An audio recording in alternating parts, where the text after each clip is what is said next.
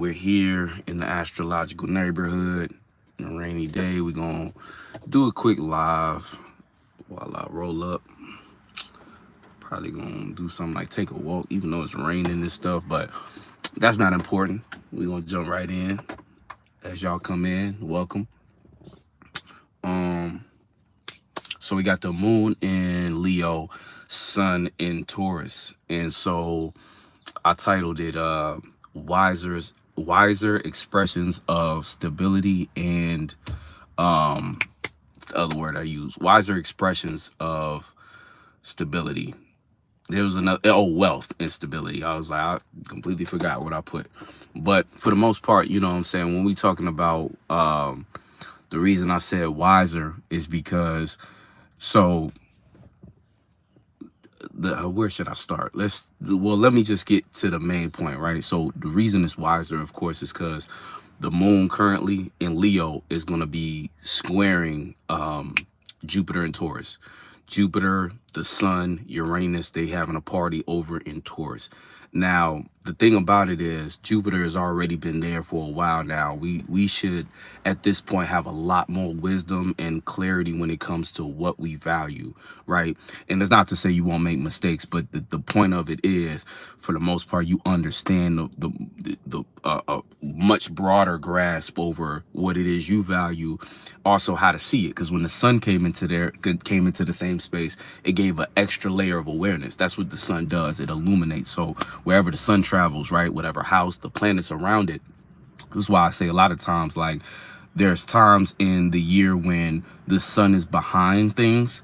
So say you got certain energies or planets, right, especially if they've been in a spot for a long time, right, like these outer planets. So whenever we hit a new cycle with the sun, we hit into a new year. In a sense, the sun has to catch up to its awareness of where that planet has traveled since the last time it was in that same space. So there's times where the sun is following, but then there's times where the sun is leading. So when the sun is leading, this is like after the sun just leaves an area with a certain planets in it. And I like, a lot of times you could look at this as to where Mercury is at, because Mercury is quick. Mercury stays on pace with the sun to where it's never 2 signs away, and it's never 2 signs it's never 2 signs away. So and we know Mercury is one of the most common ones that go retrograde, and then it speeds up again. Mercury is constantly kind of going behind the sun and going forward. And at these times, Mercury being the communicator or the bridge between us having a higher idea or thought and being able to communicate it and convey that idea amongst other individuals in our surroundings or in reality, Mercury becomes one of those key factors that is, during times where Mercury is behind the sun, we see things, we're aware of it before we are willing to speak on it. So a lot of times these be transits in which we might fuck around and make better decisions, versus times where Mercury is ahead of things. So Mercury sometimes will go out of its way to, say something or speak on things before its awareness is caught up. So these be the times that we might jump the gun on certain things, think that we know something, assume certain things, and be left with a foot in our mouth, you know what I'm saying, or a foot in your ass because you're talking too much. So it's like, that be where, so that's the concept of the sun being forward, leading the pack, or being a bit behind. And it's all about awareness. So sometimes there might be certain energies going on that we're not fully grasping. So when we hit the new year, we had to relearn what it was that we valued, because Jupiter, we hadn't passed Jupiter yet. So the knowledge and wisdom that Jupiter had been accumulating since the last time the sun left that space in Taurus, we still, we was picking up those pieces, and whatever houses that Taurus has been going through or that Jupiter has been moving through in that time space, these are the things that now we have to start to pick up the pieces and make a better decision on how we gonna go about it. So getting back to where the moon is at, the moon being in Leo is all about expression, how you express yourself. But this squares Taurus. So we're in the Taurus time where it's all about being slow, steady, focused on the process, understanding security, safety, and stability. But here Leo is wanting to express things. But Leo actually is in a place to be a little bit more mature, being that it's trine and Chiron and it's Mercury is in Aries, but it's 27 degrees. So Mercury is kind of dying, is dying down in Aries. That Aryan way of communicating, everybody being more thinking about themselves and being hyper fixated, or not hyper fixated, but willing to kind of spark an idea and jump to the next idea real fast. That's going to start slowing up. We're going to start to see people being a little more tactful about how they communicate, being a little more thoughtful maybe of others. Really, Taurus is still a self sign, so it's not so much being thoughtful of others. Taurus is an energy that's more so thoughtful of itself, but it's thinking of yourself with a bit more higher respect or self-respect, or it's kind of determined on your self-esteem. If you planted good seeds during this Taurus season so far, you're going to have a strong enough self-esteem to make thoughts, decisions, and communicate in a way that shows a level of self-respect that you have for yourself, because your self-esteem has been worked on. This is the part of the seasons, or I mean part of the year, right? The season that we work on that. Aries is about courage and confidence. We're supposed to throw ourselves out there, willing to go to war for what we believe in order to, and that's what we got from Pisces, in order for us to make new ground, make new discoveries, have a different outlook on things, changing how we see and feel. That turns into Taurus. Shout out to Mooney, because I saw he make a post about this. Everything that we threw out there in Taurus season, we then stabilize, we bring it to a center, and we decide from that space what we value and what we're going to take with us into Gemini, which becomes the facilitator of information. This is where things can get messy if you're not clear on your values, or you don't value yourself. You can get yourself in a bunch of sticky situations based upon you being scatterbrained or airheaded, right? Because you don't know what it is you care about. You don't know what it is you value. So you get yourself mixed up in a bunch of other stuff. Hold on. How do I see? Because I can't even see comments and stuff.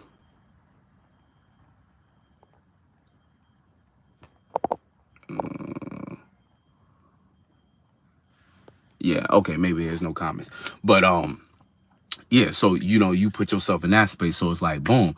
If you're not actually hold on. What's this? Let's start a poll. Okay. I'm just messing around with the little settings and stuff. Highlight. Oh shit. Highlight save channels. Okay, whatever. But for the most part, so you know what I'm saying, if you're not in that space, if you're not considering what it is you value, you're not going to be in a strong enough mentality to handle Gemini, in the sense of many different things going on around you at once, but still having to maintain some level of focus. And then of course that goes into Cancer. So things you feel like you might have missed out on in Cancer season, that could come back to bite you. You could be very depressed about what it is you didn't involve yourself with, based upon you lacking courage, you not being clear on what you value. So you missed your opportunity to jump into it, to speak on it, to experience it during that springtime. You know, this be the like everything we go through in the spring sets the whole tone for the whole year. You know what I'm saying? And if you're not actually paying attention, this is where you miss out a lot of times on those things that you could have got so much out of if you just had a little bit more, if you were just a little bit more willing to kind of go with what's going on and lean into it. This is a weird time, you know, because it's almost like everything is so new that it's kind of hard to even, it's like if you're not constantly in that space where you're willing to kind of challenge yourself to keep going and keep moving forward into this new space, you can get very afraid and revert right back to old shit that you've been trying to get yourself out of, as far as mentalities. And that goes as far as even, you know, just, you know, whether it be habits or seeing the world in a way. I say it's way more so about seeing the world in a previous way, because we're in a time in which there's nothing you can cling on to from the old world that's going to make sense in this new time. And that's one of the most, that could be one of the most heartbreaking things, but it also can be the most liberating thing, because you start to realize that, damn, okay, I'm in a whole different plane of existence mentally. If I put my mind to something different, I will see different results in my life. You know what I'm saying? That sounds obvious, but a lot of times we don't realize how there's small micro things that we still keep in our space mentally that keep us in that same old rotation. So a complete attitude shift is necessary. Now, getting back into the current energy, well, that is the current energy, but getting back into the planet specifically, Moon and Leo, again, there's a way of expressing yourself that you have to be more mindful about now, and it has to be correlated to your values. See, the I always talk about the relationship between Leo and Taurus being one of those of, okay, yeah, you got the stage, but is what you're putting on that stage worth showing to others? And that's subjective to everybody, but you have to know your audience, right? But part of, especially if you do art, you understand this concept of part of what makes your art special is you being true to yourself. And so far, that has been the theme of this whole year. How true to yourself can you be? How authentic can you be? And it's not even a question of can you be it. It's a willingness to go to the depths of yourself, to be like, I'm going to show my authenticity regardless of any backlash, old outdated ways that I feared of being perceived in that way, and standing in that firmly. Like I said, the courage that we built up in Aries season, now we had to stand on it. Now we're in the last decan of Taurus, right, which is Capricorn. So we have to really be the boss of our own, of what we value. We have to operate and move as if, hey, you really that executive at that top floor of whatever building establishment you're creating as a foundation for yourself. You have to move and operate on that degree, on that level, and where you might fall short is by, again, forms of self-doubt, because I was speaking about this in another video, how wherever the sun is currently, the previous sign becomes the new 12th house collectively. So in the collective 12th house, we have Chiron there, and we got Mercury finally making its way out of there. So it was so many ways in which we really didn't even know how to think about what we was experiencing during this whole Taurus season. Taurus has a funny way of making things, because it slows things down. But it's weird with Uranus there. It's almost like it sped things up and slowed it down at the same time. So a bunch of things was changing, but everything was predicated upon your ability to stay patient, focused, and allow the slow, steady energy to mold you into who you needed to be, or who you really are. You know what I'm saying? And allow that shit to just kind of like mold you.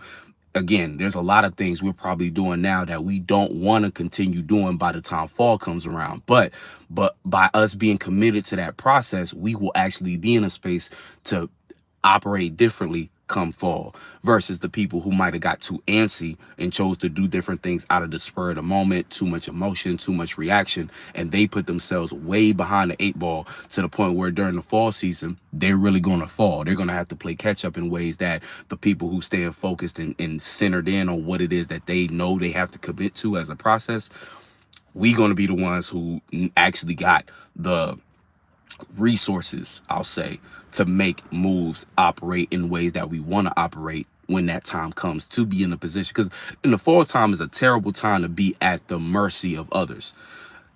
Taurus time is okay to be at, and when I say the mercy of others, I don't really even mean, what I mean by that is, because you know how they say like teamwork makes the dream work. Part of what makes the fall, or I'll say part of what makes the fall such a pivotal moment, because when we hit Libra season, right, for instance, that's the fall of the sun.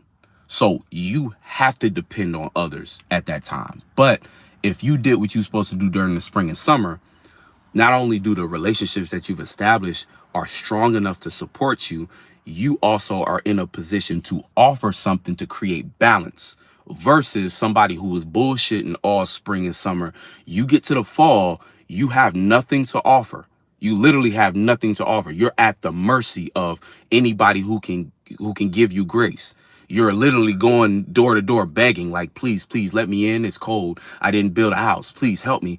Versus a person who, I might have a house, but I don't have maybe enough wood for the stove. So I could offer somebody though something within my house. Like say I had a bunch of fruits I collected. I could say, hey, I could trade this fruit for some wood. So you can knock on your neighbor's door and say, hey, I have this fruit. Do you have any wood to spare? That's a balance, equal exchange. You're not at the mercy in the same way of a person who wasn't doing nothing during the spring and summer. You don't have enough fruits to bear that look like something to offer somebody else. Instead, you're at the mercy. So again, this is where people get manipulated. Scorpio, this is where people get used. Even, you know, you can consider that Virgo. Virgo is somebody being used up for what it is that they can offer. And but before you know it, you're doing all this work, you're stressing yourself out just so you can make it into somebody else's space in which they still have all the control and power over you.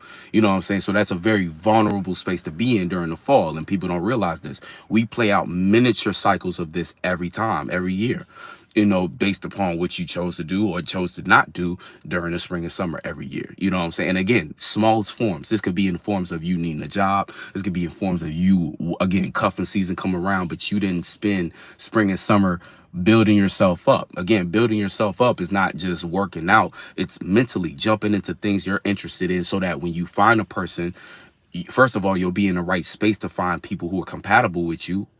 And you'll have intelligence to offer or something, you know, because that's the thing. Like, you might think that being prepared for a relationship is just about being in shape and, you know, but there's immense amounts of shadow work that you have to go through. And part of that shadow work is you going through different experiences during the spring and summer to put you on that mental space level to be right place, right time with another individual to where y'all can boom. And then now it's, damn, I spent all that time working on myself. Now I can fully engage in this other individual that I want to get to know, X, Y, and Z.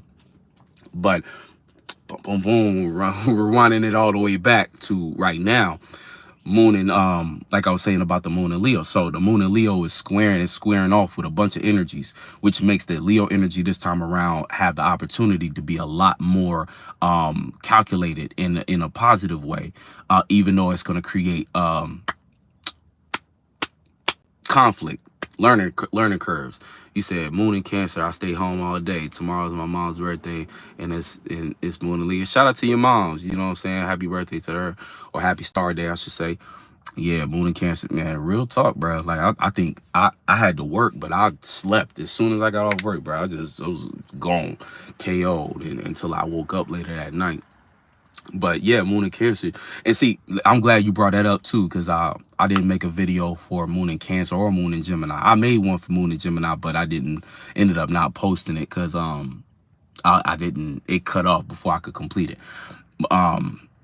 So what the moon and Gemini did was, you know, we had the opportunity, or, you know, not really an opportunity in terms of a sextile, but we had a moment in which we could apply a bunch of thoughts and ideas to what it is that we did want to work on and improve and stay stable on. Or you could have been on the other end of that and be very scattered, very all over the place mentally, and it might have scared you into, you know, not committing to what it is that you're supposed to be doing.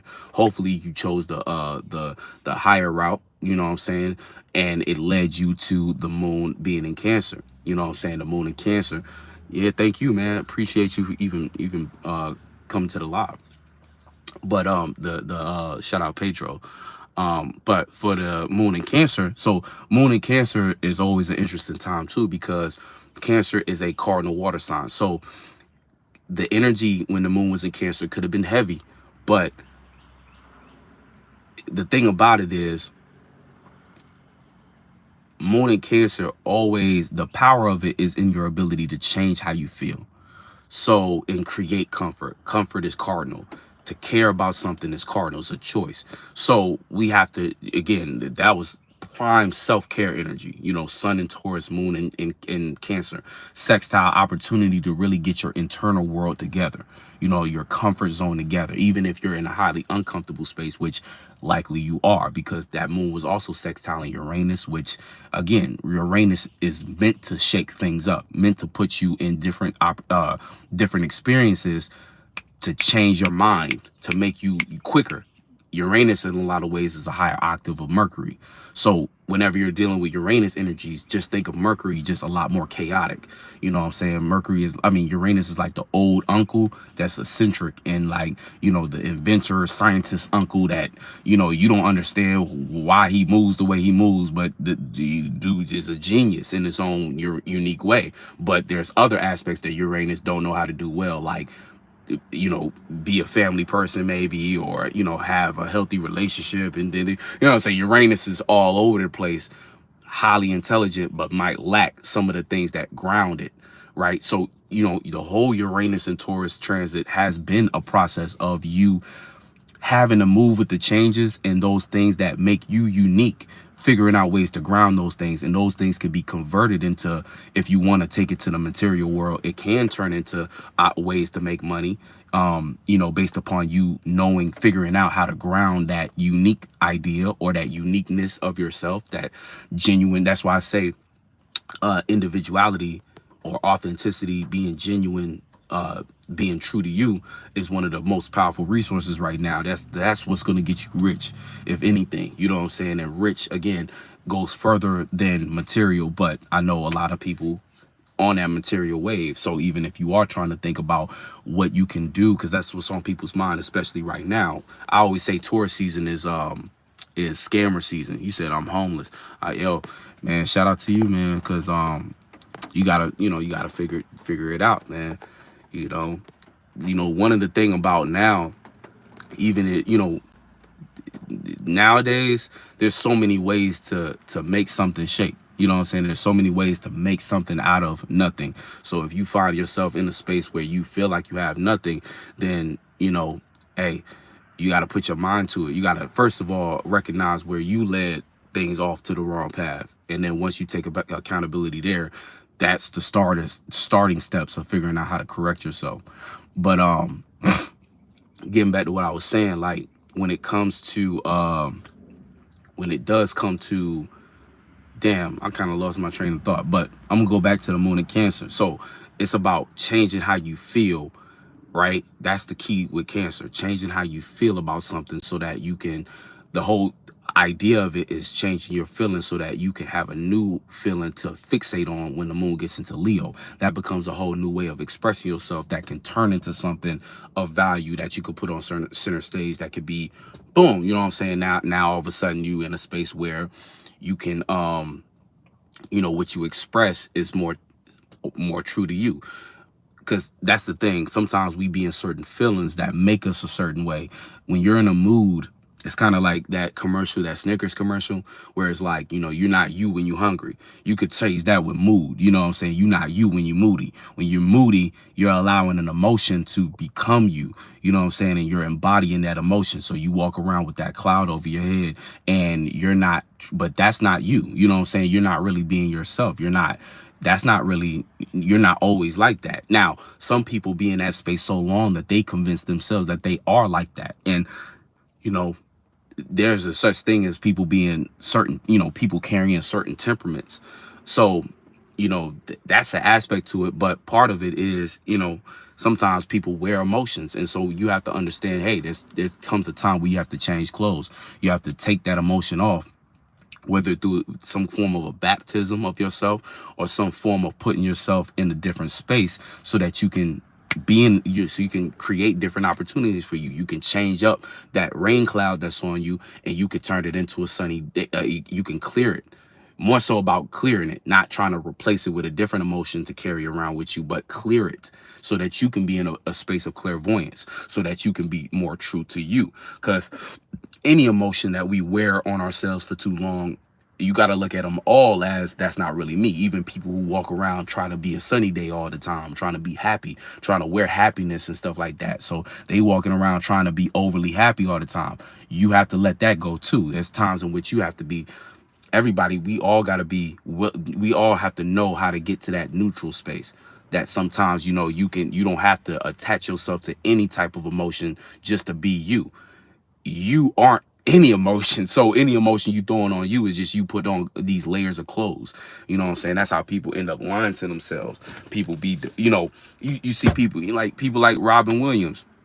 I don't know why I thought of him. I wonder if he's a Cancer or a Leo. It might be a Sag, but you know, it's like people you would never think would try to, you know, hurt themselves and stuff like that. They end up dead and you be like, damn, I thought that person was so happy. And you have no idea that everything that they was wearing as an emotion was just a cover up. You know what I'm saying?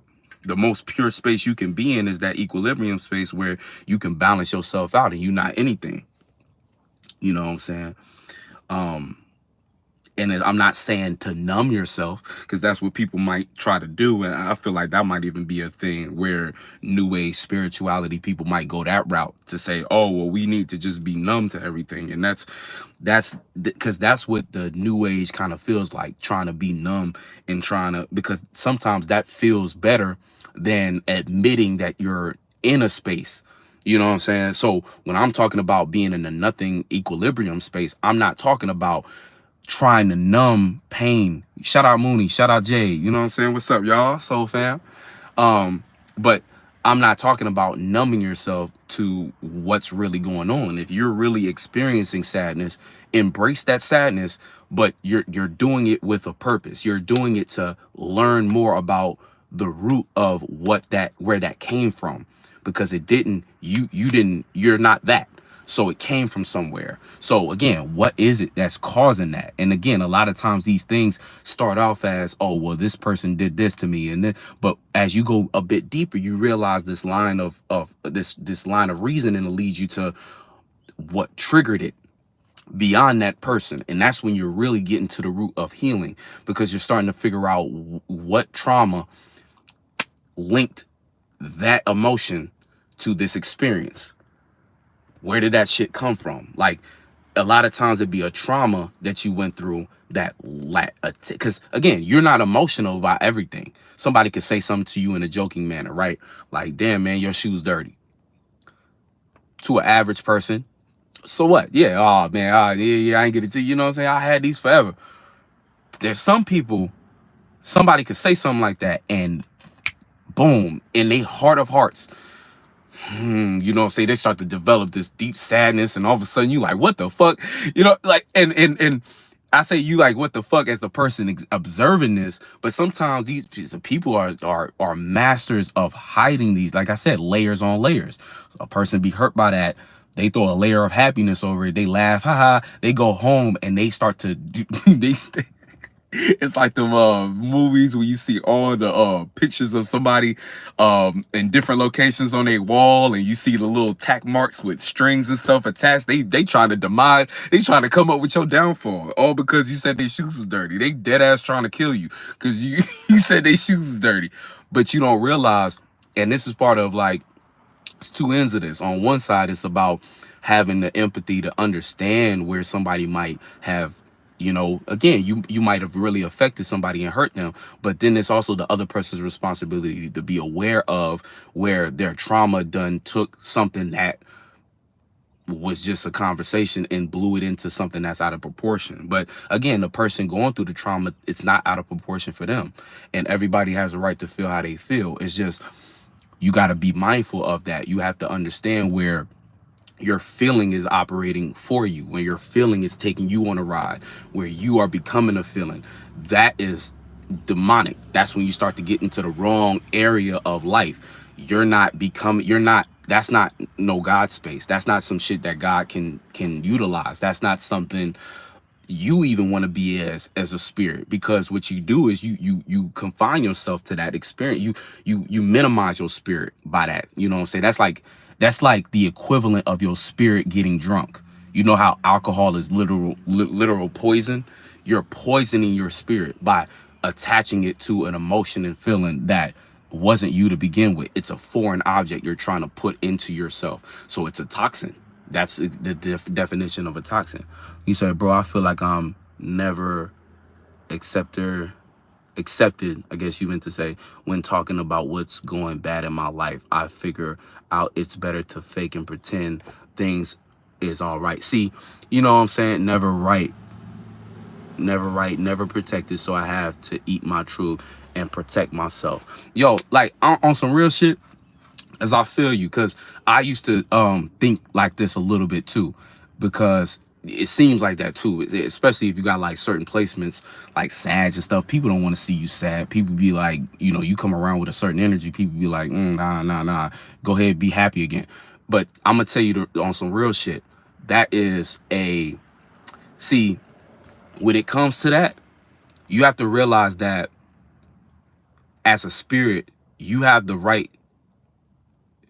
It's like you owe it to yourself to be honest about how you feel at all times. Like I said, your feelings are not you.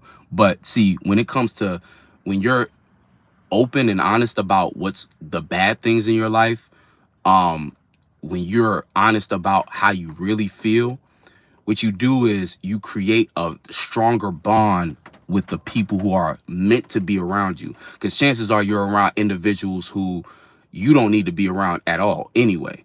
And they might look like people who are friends and family, but the truth is, the more you fake and pretend around these people, the more you, it's almost like you silence yourself. You minimize your own throat chakra, which prevents you from being able to manifest things that will make you happier. You end up putting yourself in a position where, because see, even that part of that is a form of you not being vulnerable, you being afraid to be vulnerable. And the thing about vulnerability is it that's what creates bonds. That's what makes, and when you understand what a bond is, a bond with another individual in this lifetime a lot of times be one of the like the things that we all yearn for, because it nothing feels better than being able to be sad around somebody and the connection y'all have be enough to, it's almost like it's like the real way to heal is through relationships in a way. A lot of times you might think, well, I'll just keep all these things to myself, I'll just feel this to myself, but that doesn't, that a lot of times that creates rot. That's the type of shit that creates, and I'm not speaking this on you at all, I'm just saying this is the root of what even cancer creates. You know what I'm saying? How cancer is created, tumors and stuff like that, sickness, illness in the body, is because we hold things in and we think, again, it's not safe to let these things out. But sometimes you have to be willing to be vulnerable at the cost or sacrifice of somebody not fucking with you, or somebody trying to make you seem like, oh, like you said, you feel like you're never accepted. And a lot of that, again, that type of trauma, you should start to understand ways in which you might fear being rejected, and start to the way to heal that fear of being rejected is by openly being more honest and true about who you really are, especially in these times. Like, that's part of what I was saying too, is like right now is such a powerful time to be willing to be authentically you. Shout out Mooney. He said, it do depend though. Sometimes you better off keeping it to yourself. It's good to be honest though if people ask about you. Yeah. And see, when it comes to that too, because there's things to keep to yourself, because there's a certain energy of dumping your emotions on others. That's never okay. Well, yeah, I don't see that as okay. Never is a strong word, so I don't want to use never, but there's a difference between dumping your emotions on everybody, aka you're always coming around with bad news, because that'll be like a misery loves company energy where you're just throwing your emotions every which way. But I'm speaking on like, uh, you know, though, if you're looking to be close to somebody and establish an actual healthy relationship, you got to be willing to put yourself out there in that way. And see, here's another thing too. I say exactly trauma bonding. I say this too. You understand, shout out Jay. She said, right, respect yourself and people boundaries to know what to share and express at that time. Exactly what I was finna say. Because it's the wise thing to do, which is to be aware too of where somebody else is. So let's say you are in one of those energies, right? And you're not revealing everything, but you notice that maybe you hint at it, right? Because we all hint at things as spirits, because spirits about way. So let's say you hint at something, right? You might hint at something, and when you hint at it, you can kind of see the reaction of another individual on whether, like, you can kind of see, like, just kind of gauge where they might go with things, whether they look like they in a space to accept what you're trying to say, or they look like they trying to reject it. Because see, that's another layer of things. Sometimes people be going through their own stuff and they can't even be in a space to receive what you might be trying to express to them. So that's part of, like, you know, understanding also how to choose the people to be around, because some people might not have the actual capacity to to empathize with you or to connect with you.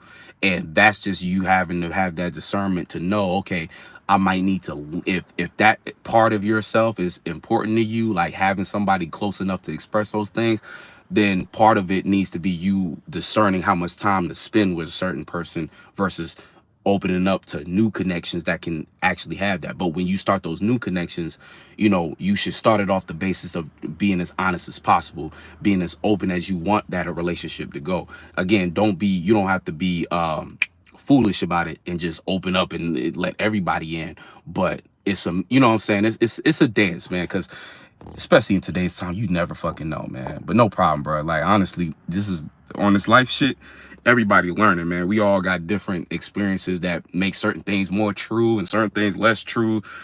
You know, I'm just speaking from what I've seen and what I've known. But everything everybody said in the chat is valid as hell too. You know what I'm saying? Because even Mercury Mooney, he tell you firsthand, like, yeah, sometimes it is about shutting the fuck up and just understanding that, yeah, there's certain things, especially trauma related things, that you will have to do alone. You will have to accept yourself, and that's the key too. Once you accept yourself first, there's not much anybody else can put you in, and it's a much more powerful space to accept yourself first versus kind of depending on others to accept certain moods and feelings that you haven't resolved yet. A lot of times that be the thing too, like, especially if you on your spiritual path, like, gotta put you in a certain space where you actually are the vessel to teach others how to be stronger. So you will be in a lot of those spaces alone to figure them out, deal with that shit, find self-acceptance, heal those parts of yourself, and then boom, next thing you know, you become the person that everybody comes to for the real shit. You know what I'm saying? For that word, for that advice, you know, depending on what you're trying to do in life. But it's funny because it could play out in so many other ways. Like, it could be you being that type of coworker, you know what I'm saying? You just got the right shit to say. Everybody looking at you, you know, in whatever field you in. But yeah, getting to so we like I was talking about the moon squaring off with a bunch of different things in Taurus. This creates a lot of frustration, but this is actually a very powerful time to take that raw creativity and expression from Leo and learn how to place it into something practical, how to make it grounded and make it stronger. You know what I'm saying? This is a way where this is one of those times where, especially if you're having like a quiet couple days, you can take a lot of this energy and figure out how to turn it into something like I would say this, right? If we look at Leo as expressing something on the center stage, right? This is with Leo Taurus energy, this is the equivalent of you reciting your lines, making your performance sturdier, stronger, so that when it is time to perform, when we have a kind of a different type of energy going on where it's more about outward expression, you'll be a lot more stronger on your shit. Everything will be a lot more potent. Your performance will be a lot more captivating. So this is a good time for, especially if you want, like, especially if you're doing a lot of groundwork, because that's what Taurus season is about too. Groundwork, all the work that is not as pretty, but when you see it at its final stage, you recognize its beauty. You know, it's Venus internal. So like how flowers are, you know, when a flower is first budding or first started, right? When you're planting a seed, it's dirty. You're in the ground, you're in the dirt, and there's nothing. You can't really even tell what it's going to look like. But come summertime, when things start to sprout out that ground, the flowers start to bud, all of a sudden you see the beauty of the hard work that you put in. So that's the equivalent of right now. Now there's going to be a lot of people who feel impulsive, and they're going to make a lot of mistakes based upon them wanting the gratification now, over expressing themselves without actually taking the time to foundate something, create a foundation around it, or actually put value into the performance. To them, it's just about putting it out, and it's just about being seen. And a lot of that's going to fall short because we also have this energy not only squaring from the Taurus aspect, but we have the moon opposite Pluto. There's a lot of transformation, and Pluto's in retrograde. There's a lot of transformations we still need to make regarding status, in a sense, but right now it's still in Aquarius. So it's how we associate our status that is being reconfigured and retransformed, or transformed, I should say. So, you know, but it being opposite the moon, we have to create balance between what we're trying to express and making sure that what we're expressing is actually intelligent and has value, for your community or for your associations, anything you're involved in, anything you're involved in loosely, you know what I'm saying? And I say loosely because there's a space of independence there.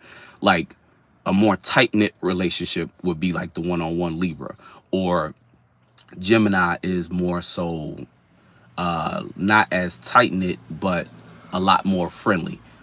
Aquarius is loosely organized though. It's like you're independent, so you kind of got a Gemini aspect, but you're connected, you're organized. So there's tight knit, but it's not as tight knit as a one-on-one relationship like Libra would be, where it's about you and another individual, where it's a direct balance. Aquarius is more like a balance spread amongst many different ideas or many different minds. So, you know, there's more delegation to be done. So there's even areas in your life, like if you take this into the internal aspect, you might have to transform the way you delegate, whether it be time, energy, resources, and things like that, in order for you in your own, because you got to look at yourself too as a system, how you put yourself together, what you do in a day, how you organize your day, the thoughts and ideas you choose to entertain, the time you give those things. All of these things is a system and a process. So you can kind of understand you moving and operate. And see, that is when people talk about Saturn, that's what they mean about reality. Like your reality is a matter of how you organize and situate your life based upon what attention you give to what time you spend on what you choose to say, do, all these different things. You have to understand the system of how you operate your reality so that you can know how to operate in a way that keeps you on pace to your goals, you know, your personal goals and your personal things that you're trying to make real in life. You know what I'm saying? Sometimes we have, again, a lot of us have dreams, but a lot of us don't take the time to pay attention to our Saturn to figure out how we need to be operating and moving with reality. Because again, you might have a Saturn in fire. It's a lot more important for you to do things off the cuff, to do things on the spur of the moment, but you also understand where fire lacks, regarding Saturn: patience, time, you know, attention to detail to a certain degree.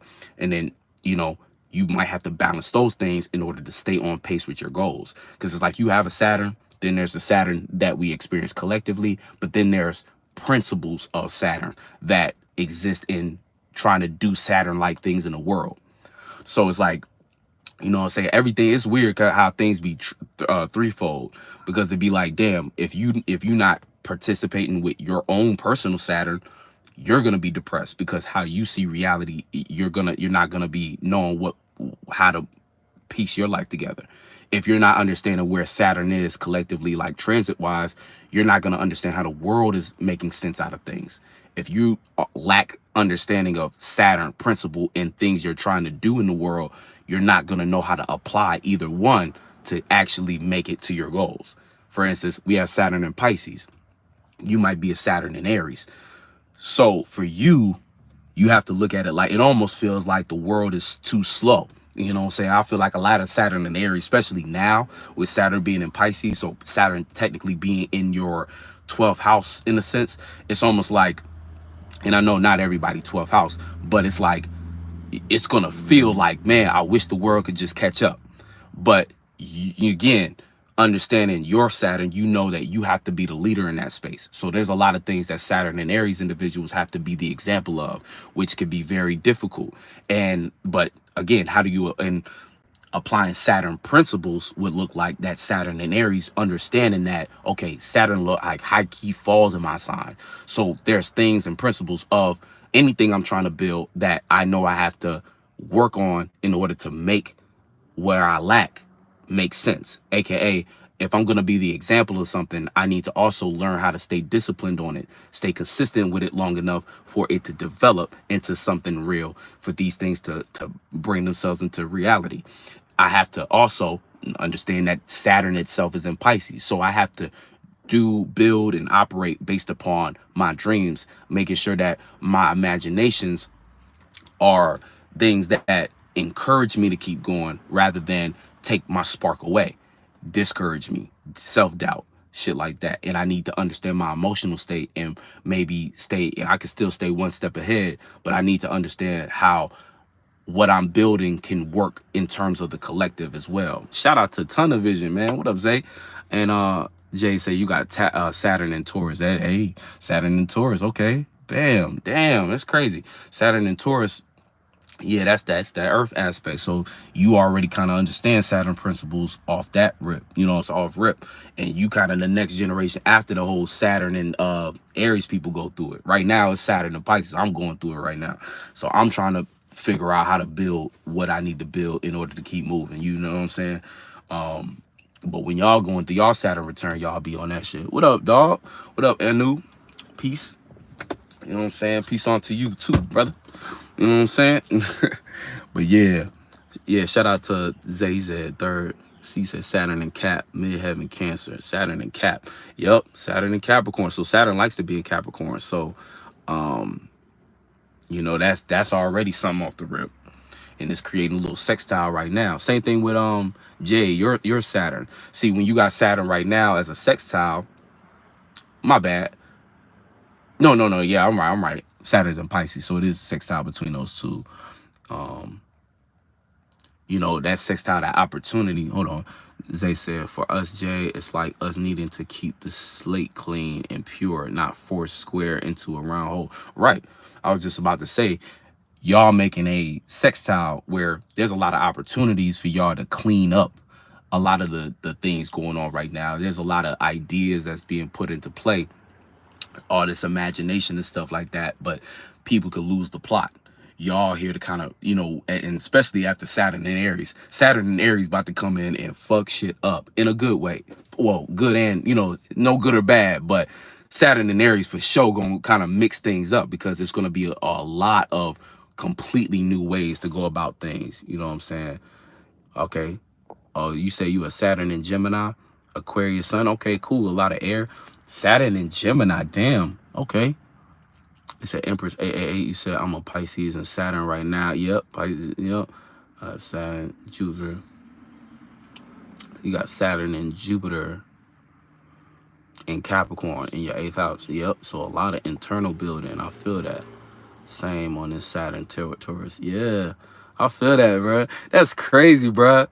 I ain't even, you know, it's crazy because I think I was talking to Mooney about this, but I was like, you know, when it comes to school, like we always think about generational planets, but high key, we was all experiencing different Saturns low key. Like there was, you know, when you would see different people coming up, because Saturn, like what? Saturn's like a year and a half difference. So, you know, when we would be like, oh, like, you know, you would be in like, say you was in 12th grade, but you would see someone in the 10th grade and be like, them niggas different. It's because they had whole different Saturns and shit like that. That shit actually does play a part. What up, Sulada? He said Saturn and Gemini too. Okay, he said, can you please explain the difference between Pisces and Cap versus Saturn and Pisces? So, well, what you mean by Pisces and Cap? You mean Saturn and Cap versus, because Pisces and Caps are signs. So do you mean like, you mean Jupiter and Capricorn? Do you mean, because see, Saturn and Pisces, right? Saturn is the planet. What up, Conscious Journey? Saturn is the planet of building structure reality. So it's being placed in Pisces right now. So what it is really like, it could look like you building your dreams, you going through a lot of restrictions, boundaries, and limits that test your ability to stay focused on a dream or imagination. Or it could be a lot of things that you thought was real turning out to be illusions. So, but a lot of times it's funny, all of these different things mesh together. So as you're going through your experience, there's a lot of things through the restrictions and boundaries and limits that you are able to develop more faith in because you're going through it. And, you know, you'll either learn the steps to make that dream work in reality, or you'll realize, damn, I was focused on building something that actually wasn't even real. And you'll have to, you know what I'm saying? It'll redirect you into actually making more sense, or the people who don't want to accept reality for what it is, they might, you know, fall further and further into just being lost. You said Neptune and Cap. Okay, so boom, that's Saturn and Pisces. Saturn and Pisces is actually going through the experience of trying to make a dream real, or realizing the reality of what is actually an illusion. Now, Neptune and Cap, right? I'm a Neptune and Cap too. Neptune and Capricorn. Neptune is the planet of imaginations and dreams, faith, doubt, things like that. It being in Capricorn, it makes, it's kind of like, when it comes to dreams, you have the what you imagine. This could make an individual either imagine, or it's a generational planet. So it's more about the Neptune and Cap generation.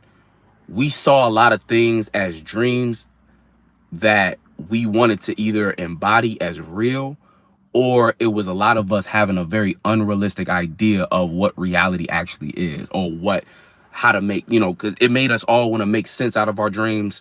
But that kind of took dreams and either made it very creative in the reality, or it killed what made that dream special to begin with. So like Neptune and Cap generation, we came up at a time where, you know, if you think about the 90s and shit like that, that was a time in which it was almost like, you look back to footage of the 90s and it's like, damn, this was almost like a fantasy land. Like, it was so many things to do. It seemed like it was so much more vibrant. But as we got older, the things that we believed to be true about the world, we saw everything kind of crash down. So we saw how at one point it was like, yeah, dream big, reach for the sky. You can be anything you want. To now, the reality, we're grown now and we see that, damn, ain't no jobs. It's highly unrealistic to do a lot of the things that we thought we could do. I mean, there's a lot of opportunities out here, but you see where it's like, damn, like even ideas about going to college, like, oh, you could just go to college and then come out and be blah blah blah blah blah, you know what I'm saying, go wherever you want to go, this, that, and the third. Even the way in which people used to look at the election and shit, now it's like all of these things that a lot of people put a lot of faith into, we see kind of deteriorating. So it kind of made a generation of people who are either still crusaders in trying to make reality better by adding more creativity to it. You know what I'm saying? Because the good thing that came out of our generation was a lot of people came up with real creative ways to get paid, real creative ways to express themselves as well. But there's the crusaders on the positive end who still want to bring creativity here. Then there's the people who lost a lot of faith and who, you know what I'm saying, kind of succumbed to just reality being what it is, and say, well, they took all their creative imagination and they just applying it to getting up every day and going to the same boring job. So they're not really, again, that's a generational thing though, and that's the main difference. Neptune and Cap is generational. Saturn and Pisces is not so much generational. It's more like current times. Saturn in Pisces is more personal.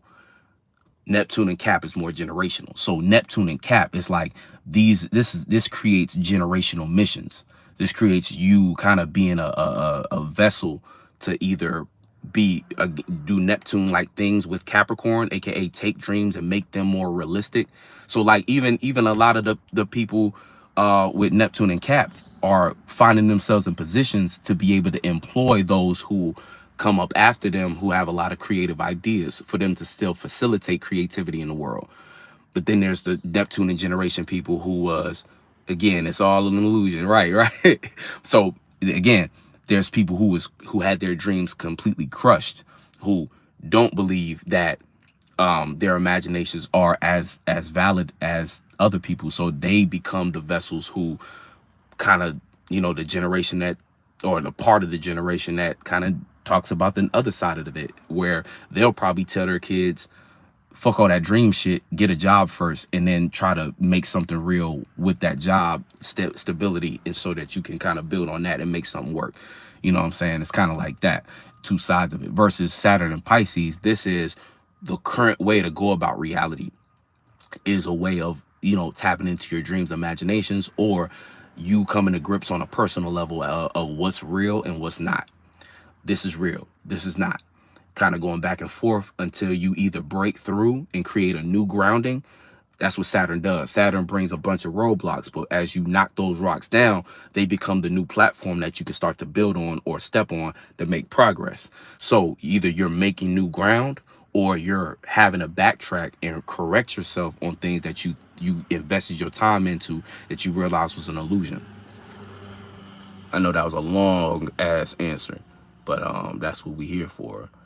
Shout out to all y'all, man. But yeah, hold on, there was a comment before. You said, yeah, you have Saturn and Jupiter in Capricorn. Yeah, Jupiter has a hard time in Capricorn, especially in the 8th house. Well, probably decent in the 8th house. You know, I mean, all planets is, you know, you got to make your shit work. You know what I'm saying? I don't see anything as like bad or good when it comes to alignments, but I will say certain things present different challenges. So like Jupiter and Saturn, that'll be like, again, a lack of faith sometimes, just because you want to make certain things real, or you want to see it work first. But with faith, you can't see it work first. And that's another thing too, faith being a big factor in Saturn and Pisces versus and Neptune and Cap, because, you know, either these experiences help you gain faith by you going through them, or they kind of take away faith and make you a type of person who, like I said, is very negative. Appreciate the wisdom. Appreciate you, man, because shoot, y'all, it's all about y'all coming through and us all sharing ideas and talking to each other. He said, Zay said, either retrieving permission for your dream or letting it return to the source, redevelop. Yep, that's exactly it. Cause see, that's the thing you realize, like, and this is something that Taurus can teach you too. Taurus put their head down and work on something that damn near, you know, everybody around them be like, that doesn't work, that doesn't work, that doesn't work. But what Taurus understands that nobody else does is that it just take it to work one time. Once it work one time, shit, boom. You know what I'm saying? Same thing about getting rich, like, you know how they be saying like getting rich and shit like that. It's like it just take one time. You just have to be willing to not stop. You know what I'm saying? That's the whole thing. You said, can you explain the Saturn and Gemini aspect? Yeah, so Saturn and Gemini, that is put in reality in communication and connection. So even now, right? So I like to look at things, right? When you look at the current planet, you can kind of, I don't advise this all the time because this could get you lost in trying to create divination by assuming something a little too early. But what I will say is just by understanding common energies, you can start to piece together what might be a general aspect of what to do, right? Saturn and Gemini right now, right now we're going through Saturn and Pisces, where there's a lot of reality being built around everyone's individual dream, idea, imagination, right? When Saturn gets into Aries, it's going to be a form of people wanting to kind of tear things down and build things new. So we already in that new time period where, especially going through this Pluto shit, it's like, boom, all these things being transformed. We in a new world. Saturn and Aries is really who's going to take it further, who's going to push the envelope, right? Now, in that wake is going to be a lot of destruction. But Saturn and Taurus are going to be the ones who kind of piece back the pieces, right? Build things back up, create new foundations. It's going to be Saturn and Gemini's role to come in, and they're going to create reality through communication. Kind of like if Taurus were to put everything back in place, Gemini is like the glue or the tape that's going to try to make what was put back in place. They're going to make it mobile. They're going to make it more durable. They're going to make it more expansive in a way of, you know, communication. Like that's going to be your strong point, really. Because I even see so I kind of see it as, even right now, there's ways that we're able to communicate and connect that I think are going to start to become more like shadow government wise. I think there's going to be a lot of blockages that might come in as ways that might make that more difficult. So Saturn and Gemini is going to be y'all role to kind of do what y'all can to kind of create new ways to build on communication, what it really means to communicate, and what it, you know, how to communicate in this new world, in this new time.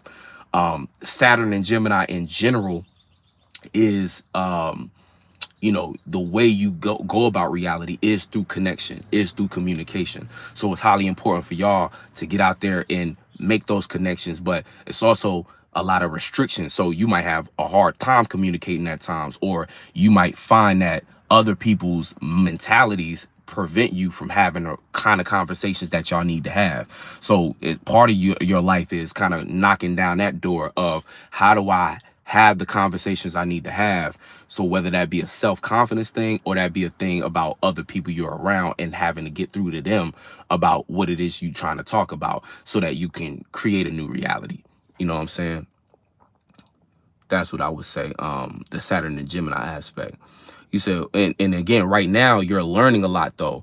A lot of what Saturn and Gemini is learning about is how to think about dreams, and because what you're trying to build, how you see reality is through communication. So, but what's going on and how reality is being built is on creativity, imagination, things unsaid, connection. So in a lot of ways, what you can learn from this time is how to maintain a healthy connection on an emotional level with something you're trying to build, and how do you apply communication to that, because sometimes that Gemini might not consider how other individuals within that dream trying to make it work feel, or whatever they're building. They might not add the necessary emotional aspect to make it connect to a bunch of different people, so that can make you a lot more powerful. You said, what's your perspective on full moon and Sag end of the month?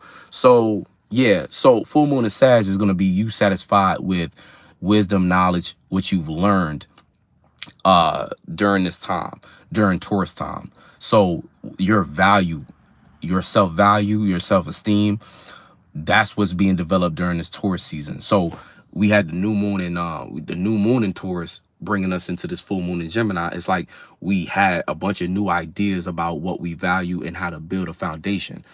Moon and Sag is going to be, are we satisfied with what we built to the point now that we can feel free? Or did we create it? And the way you'll feel free is if you've been honest and authentic about what it is you value.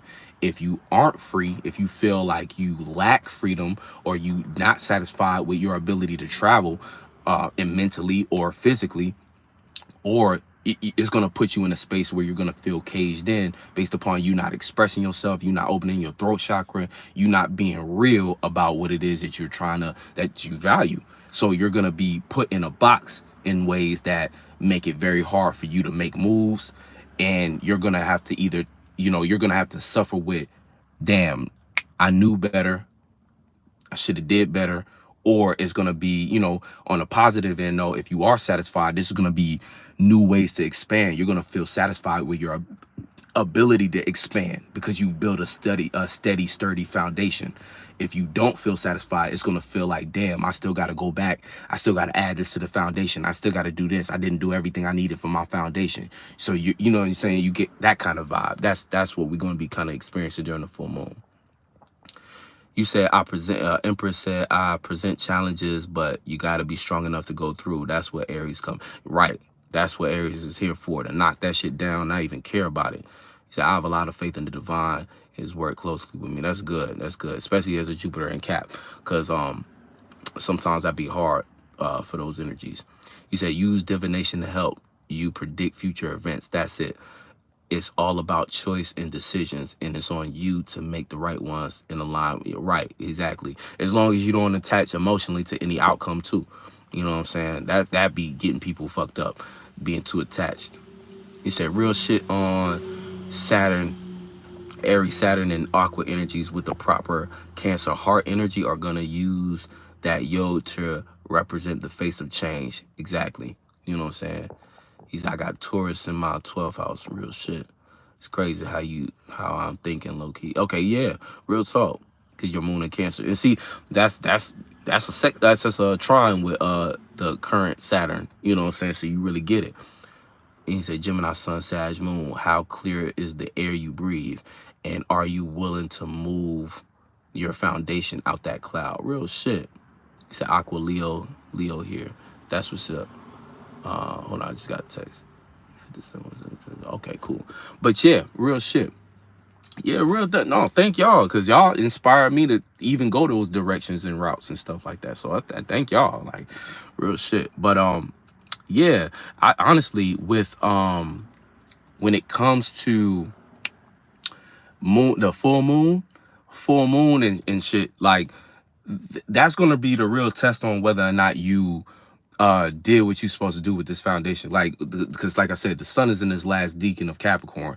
I mean, I'm tripping. Sun is in his last decan of Taurus, which is Capricorn, right? So the Capricorn influence is like, we really do have to be a lot more serious about what we value and protect that, be a lot more sturdy on that, and initiate some of the things that we've been working on as a process. So it's like, by now, you know the process, you know what it is you grinding through, you know.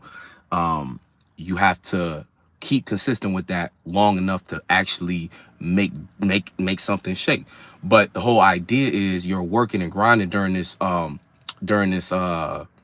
new waxing period, so that when the full moon comes in, again, the satisfaction becomes. And I like how you said it, Zay, because it really is like how clear is the air you breathe. Because if you're suffocating, if you feel at the end of this transit you're suffocating, it's because you didn't create a foundation. Imagine you built a house, but you didn't think to put a ventilation system in it. We're going into Gemini season, where you're going to need space to breathe. You're going to need air to breathe, and you're going to need that space to move around. So it's all about the type of foundation you chose to build for yourself. If you build a foundation off of not being honest with yourself, about not being authentic, again, and it kind of goes back to what we was talking about earlier, you know, being willing to kind of speak up and stand on what it is you, because that's the Aries Taurus combination right there. Speak up and stand on it, you know. And then we had Aries and Mercury in Aries. Speak up. And then we had all this, you know, Jupiter to expand as you stand on it, to be yourself, uniqueness, Uranus as you stand on it, and to be aware of what you standing on in general, so that you can operate and move in that regard. And respect to that, you know what I'm saying? Those who experience kind of a turbulent full moon is going to feel like a lot of things that you tried to build for yourself just led to more entrapment. You being in that you built a foundation, you built something, but what you built isn't sufficient to allow you movement. It's not sufficient enough to let air in for you to feel willing to communicate. And that's going to hurt you in the long run during Gemini season as it plays out. Because Gemini is when we need to start to get mobile again, and we can make moves. Those moves are important because the moves you make in Gemini season become the close connections that you establish for Cancer, aka who cares about you. And if you don't communicate, no one's really going to care about what you have to say. Communication, Geminis even get it a lot. Y'all might come off annoying, but what people don't realize is it's because of how you communicate, or how consistently you communicate, that makes people actually care about you, that keep people on your mind, or keep you on people's minds. It's just, the question is, what are you communicating about? You know what I'm saying? Boom. That's the whole thing. What are you communicating about? Because if you communicating about bullshit, that's why nobody want to fuck with you. Or you could be saying some of the realest shit, but then it comes down to how you're saying it, which sometimes ain't as important, but it plays a factor. You know what I'm saying? How you say things determine on whether or not, you know, a conversation goes this way or that way. Shout out Phoenix. You said, do you feel this is a simulation and astrology is a map through the simulation? Nah, like simulation talk, that's like, that remind me of like when I was in high school and I was looking at the Illuminati, or I was in elementary or middle school looking at the Illuminati videos. I don't think this is no simulation. And the reason is because, you know, in a way, I mean, it's like we're experiencing this shit. And astrology is a tool to help you understand time. It's like time moving throughout a certain space, right? Shout out to Zay. He said, any belief that implies a lack of free will exposes someone continuing to think in self-harm. And yeah, real shit. But and to add to that, I would say to think this is a simulation, it leads you down different lines of reasonings to really kind of box yourself into kind of, it's like taking your free will away in a sense. But it's just like, it keeps you from expanding in a way in which you can kind of get the most out of life. Like, you know, so I don't see this as a simulation. I think that we're experiencing different things, patterns. I feel like that might be the aspect of feeling like, right, Jackie said, you'll have to ask yourself who made the simulation. Real shit. And that starts to become, because see, that's more talk from like religious individuals, how they see the world. A lot of religious individuals perpetuate that idea that, oh, this is a simulation, God created everything and we exist within this fixated plane. When to get way more out of life, you got to understand that, you know, no, this is a collective experience. This is something that a bunch of ideas collectively made and created together. So, you know, and then understanding that, that gives you power to understand change. You know what I'm saying? Things change. You're not just secluded, or you're not restricted to just one person's creation. You know what I'm saying? Like one mind's creation. No, a bunch of minds came up and agreed upon this reality that we all share. You know, yeah, as they say, it's a secondhand spell. These astral patterns are nets already cast, and our awareness is like the time we spend working on those specific nets. Real shit. I was just about to say that too with patterns. Like, life is a series of patterns, or I say your individual life is a series of patterns. And once you start to realize the patterns you play out, that's essentially you breaking out from a simulation type mind. You know what I'm saying? Because you realize, oh, I'm just playing out patterns, and if I change these patterns, reality changes. So, you know, he said, say, Dave, is the 717 conference being held in Atlanta? Yes, sir. Yes, sir. The July 13th. And tickets are available now. So y'all can cop tickets on. I'm going to go ahead and put the link after this live. I'll put the link in the description below. But it's like on Eventbrite. Even if you, shout out to Hanged Empress. Even if you, email me. You can email me at 717conference.info@gmail.com if you do have any other questions too. I can answer those there if you need the link sent personally and stuff like that, because I know some people have a hard time finding. The internet's crazy. There's so many different ways you can find information, but information get lost and stuff like that. So, but yes sir, yes sir. Dope responses. Yes, man. Shout out everybody in the chat, man. We deep in here, man. But to close out, or I don't know, I think, well, I think I got some more planets to talk about. Moon in Leo is in conjunct Saturn and Pisces. We was talking about that. So misunderstanding how to feel about reality, or what to express in reality to make it real, you know, especially regarding our dreams and imaginations. You might not necessarily know what to express in, or how to even see certain dreams that you're working and developing on. But understand, it's just a misunderstanding at the moment. So part of that misunderstanding comes from the fact that Taurus season, it's hard to look up. Like, if you understand, like, look at a bull, right? A bull, like, body anatomy is like head down. It's probably damn near impossible for a bull to really look up. So that you can understand the nature of the time we in right now. It's a lot of head down energy where we're trying to really look at our feet and see the foundation and build at that point. So don't be so hard on yourself if you don't quite see the clouds. Like, understand that it's a process of that. You know what I'm saying? It's like we have to ground ourselves right now. So the grounding is way more important than the it's like the grounding is what's going to lead to the result. So understand that the work that you're putting in now is going somewhere.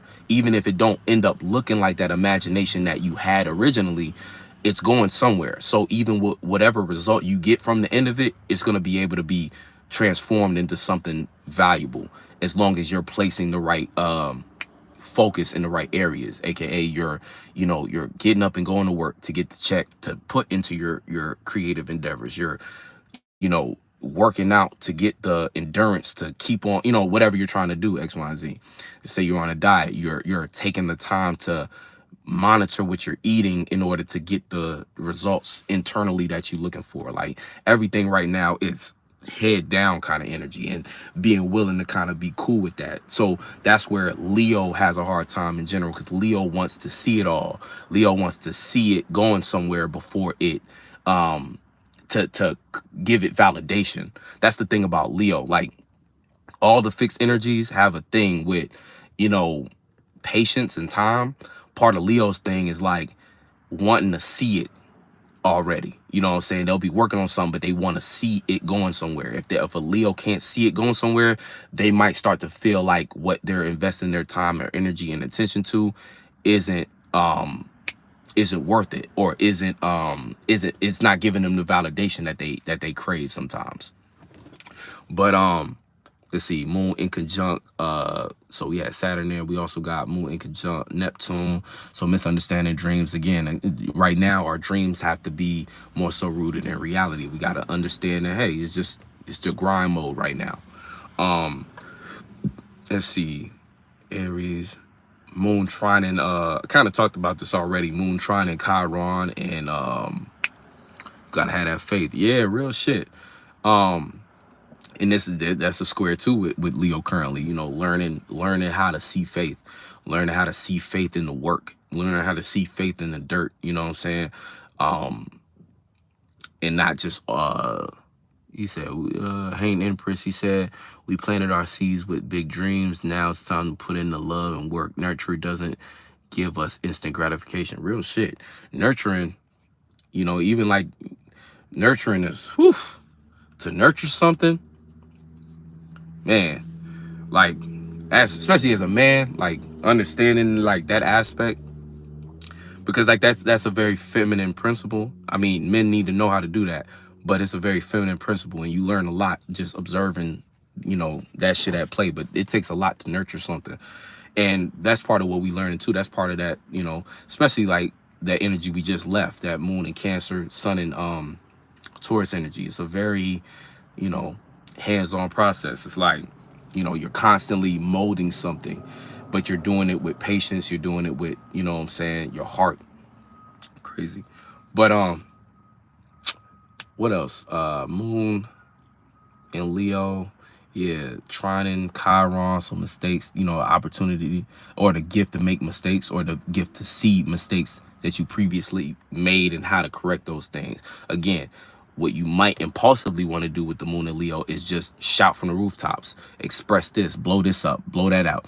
But you'll realize very quickly that's not actually going to get you nowhere. It's got to look stable. It's got to look secure. It's got to look like it makes sense. And if you're shouting with nothing of value, you on the stage and you ain't got nothing real behind you, you ain't got no well-built set behind you and the proper lights and shit like that, everything you say is going to be falling on deaf ears. That's how people make mistakes right now. Like I said, Mercury is moving into Taurus, so that's going to slow up. Communication needs to be slowed down right now. We have to be a lot more considerate about what we saying, making sure it makes sense, and that's going to help us facilitate what it is that we're trying to build. Because yeah, we've been expressing ourselves, cool, but now it's like, how can we communicate or convey those ideas for them to start to make sense amongst other individuals? And again, that's going to become very key. Mercury going in there right before we going into Taurus, right before we hit a Gemini season. So that means that what we start to communicate or introduce as ideas to convey as messages, those things, the reality of them being stable, them being rooted in what we value, is going to help us tremendously when the sun gets into Gemini and everybody starts moving around with their head cut off. People who not slowing down and taking time to make sense out of what it is they think about and what they're trying to say and communicate, that's going to be he said it's the simulation. It would be an Aquarius saying that. Shout out Grace. Oh, you said the stimulation. Maybe, I don't know if you meant to say stimulation or meant to say simulation or stimulation, but yeah. If you did say stimulation, but yeah, that's exactly what the moon and Taurus is supposed to do. You stimulate a good basis to have conversations on. So when the Gemini season come around and everybody is kind of moving around quickly, maybe too quick to pay attention to something, again, airheaded energy, we still will have the communication that we grounded ourselves in, or the making sense of stuff that allows us a lot more sturdiness in that random, you know what I'm saying? It'll allow us a lot more to kind of like an anchor, you know what I'm saying? Like I said, like all mutable signs for real need an anchor, but it'll allow us a strong basis or foundation for communicating, you know. Even if it does get a little airhead, like, we'll at least have that Mercury and Taurus that had us stuck on something, so we had some firm ideas before we got lost in the wind. I think that's about it though. Aries, I talked about, yeah, Pisces, Gemini, Cancer, Leo. Let me see.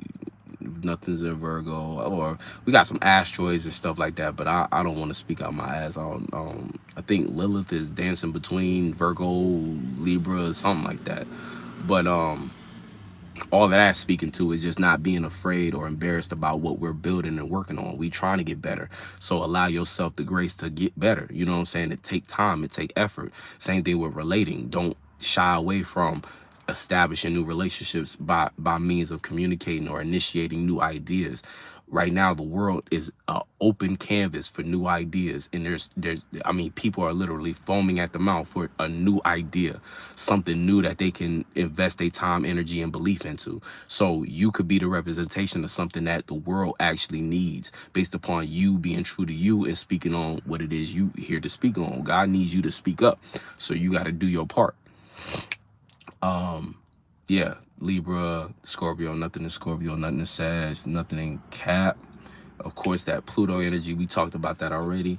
And Aquarius, and yeah, Pisces. Yeah, so that's about everything, man. I appreciate y'all sliding through. I got some other things to work on. I'm trying to get Equinox 3 out, man. It's about that time. But like I said, thank y'all for all tuning in, and I'll catch you on the next one. Y'all have a beautiful day. Express yourselves, but do it in a practical way. You know what I'm saying? All right, peace.